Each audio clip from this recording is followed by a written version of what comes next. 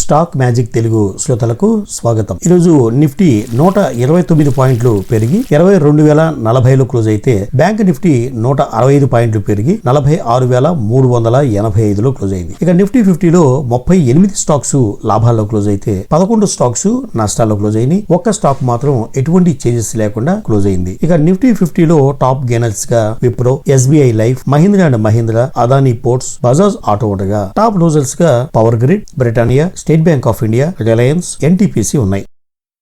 ఇక గత కొద్ది కాలంగా కొద్ది రోజులుగా పేటీఎం గురించి అందరికీ తెలిసిన విషయమే. 20% పడిపోతుంటే ఎక్స్చేంజ్ లోయర్ సర్క్యూట్ ని తగ్గించి 10% పెట్టడం, ఆ తర్వాత ఇంకా పడిపోతుంటే 5% పెట్టడం, ఆ విధంగా స్టాక్ ని ఎక్కువ పడివ్వకుండా ఇన్వెస్టర్లకి ఎక్కువ నష్టం జరగకుండా కూడా చేస్తుంది. కానీ ఈ రోజు పడిపోతుంది. ఈ రోజు మాత్రం కాస్త నిలదొక్కుని 5% పెరిగి 332 రూపాయల్లో క్లోజ్ అయింది Paytm.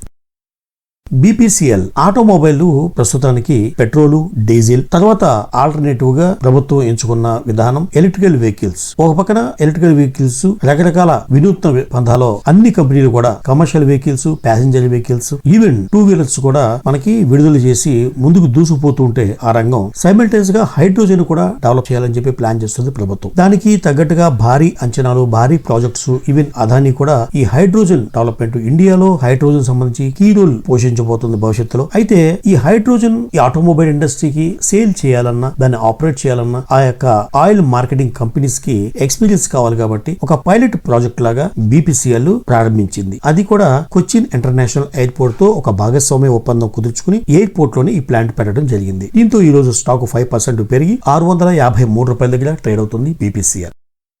TVS Motors company quality management కోసం ఇండియన్ ఫౌండేషన్ లో 28.57% వాటాని 2.5 కోట్లకి కొనుగోలు చేయడం జరిగింది. ఈ న్యూస్ రావడంతో చాలా పాజిటివ్ గా ట్రేడ్ అయింది. టీవీఎస్ మోటార్స్ లైఫ్ టైం హైని కూడా టచ్ చేసింది ఈ రోజు. ఇక సెక్టార్ విషయానికి వస్తే ఆటో సెక్టారే అసలు ఈ రోజు లైఫ్ టైం హైకి వచ్చింది. అందులో భాగంగా టీవీఎస్ మోటార్ కూడా ఈ రోజు లైఫ్ టైం హైని టచ్ చేసింది. ఈ కంపెనీ గురించి మరో విశేషం ఏంటంటే 42 మంది అనలిస్టులు ఈ స్టాక్ ని ట్రాక్ చేస్తుంటే 21 మంది బై రేటింగ్ ఇవ్వడం జరిగింది, 12 మంది హోల్డ్ రేటింగ్ ఇవ్వడం జరిగింది, కేవలం 9 మంది మాత్రమే సెల్ రేటింగ్ ఇవ్వడం జరిగింది టీవీఎస్ మోటార్స్ కి. ఇక మార్కెట్ క్యాపిటలైజేషన్ ఈ రోజు 1,00,000 కోట్లకి దాటింది టీవీఎస్ మోటార్స్. ఈ రోజు 4% పెరిగి 2,140లో క్లోజ్ అయింది టీవీఎస్ మోటార్స్.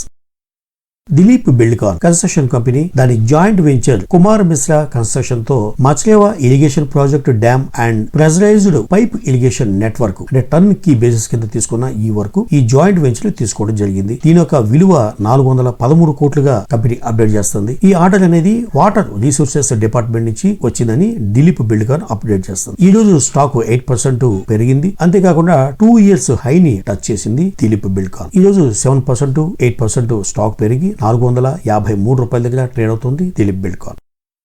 ఇక గ్లెన్మార్క్ ఫార్మా ఈ రోజు 9% పెరిగింది, 870 రూపాయల దాకా ట్రేడ్ అవుతుంది. గ్లెన్మార్క్ ఫార్మా గురించి నిన్న మన వీడియోలో క్లియర్ గా చెప్పడం జరిగింది. ఒకసారి దీని గురించి ఎవరైనా స్టాక్ హోల్డ్ చేసి ఉంటే డీటెయిల్ కోసం నిన్న వీడియో కూడా చూడండి. క్లుప్తంగా ఏంటంటే గ్లెన్మార్క్ ఫార్మా అనేది ప్రెసెంట్ థర్డ్ క్వార్టర్ లో నష్టాలని చూపించింది. ఆ నష్టాలు అనేది జెన్యూన్ గా రావడం కాకుండా అనుకోని విధంగా రావడం జరిగింది. ఎందుకంటే కంపెనీ ఇండియాలో ప్యాకేజింగ్ ఈ కల్తీ మందుని నివారించడం కోసం ప్యాకేజీని చేంజ్ చేయటం, అలాగే డిస్ట్రిబ్యూషన్ సెటప్ ని స్ట్రాంగ్ చేసుకుంటాం. ఇండియాలో యుఎస్ లో మ్యానుఫ్యాక్చరింగ్ ఫెసిలిటీస్ ని మోడిఫికేషన్ వర్క్స్ అన్ని చేసి దాన్ని స్ట్రీమ్ లైన్ చేసుకుంది. అలాగే అమెరికాలో ఒక నష్టపరిహారం కింద హ్యూజ్ అమౌంట్ ని పే చేయడం వల్ల నష్టాలు చూపించింది. కానీ కంపెనీ మొత్తం ఓవరాల్ గా స్ట్రీమ్ లైన్ అయ్యి ముందుకు దూసుకుపోవడానికి సిద్ధంగా ఉన్నట్టుగా ఉంది. దాంతో ఇన్వెస్టర్లు అంతా నిన్న కూడా చాలా బయింగ్ ప్రెషర్ చూసాం. ఈ రోజు కూడా దాదాపు 9 to 10% పెరిగి 870 రూపాయల దగ్గర ట్రేడ్ అవుతుంది గ్లెన్మార్క్ ఫార్మా. ఇక ఈ మధ్య ఐపీఓకి వచ్చి ఈ రోజు లిస్ట్ అయిన కంపెనీ ఎంట్రో హెల్త్ కేర్. ఈ మధ్య కొన్ని ఐపీఓలు మాత్రం ఇన్వెస్టర్లకు వరాలను పండిస్తుంటే కొన్ని కంపెనీలు మాత్రం ఇన్వెస్టర్లకి దిమ్మ తిరిగే షాక్లు ఇస్తున్నాయి. ఈ కంపెనీ 1,258 రూపాయలకి ఇన్వెస్టర్లకి అలాట్ చేస్తే లిస్టింగ్ 1,228 రూపాయలు లిస్టింగే తక్కువకి లిస్టింగ్ అయింది. క్లోజింగ్ ప్రైస్ 1,150 రూపాయలు. బంపర్ నష్టాలని మిగిల్చింది ఇన్వెస్టర్లకి intro health care. Adani ports మన ఇండియా నుంచి ఎక్స్పోర్ట్స్ అనేది రెడ్ సీ ఇష్యూ ఉన్నా కూడా జనవరిలో మంచి ఎక్స్పోర్ట్స్ జరిగినాయి అని చెప్పేసి మన నివేదికలు అప్డేట్ చేయడం జరిగింది. దాంతో అదానీ పోర్ట్స్ లైఫ్ టైం హైని టచ్ చేసింది. 3.5% ఈ రోజు స్టాక్ పెరిగి 1,310 రూపాయల దగ్గర ఉంది అదానీ పోర్ట్స్. ఈ కంపెనీని 21 మంది అనలిస్టులు ట్రాక్ చేస్తుంటే 19 మంది బై చేయమని, 2 హోల్డ్ చేయమని చెప్పారు. అంటే ఒక్కళ్ళు కూడా సెల్ చేయమని చెప్పలేదు అదానీ పోర్ట్స్ ని.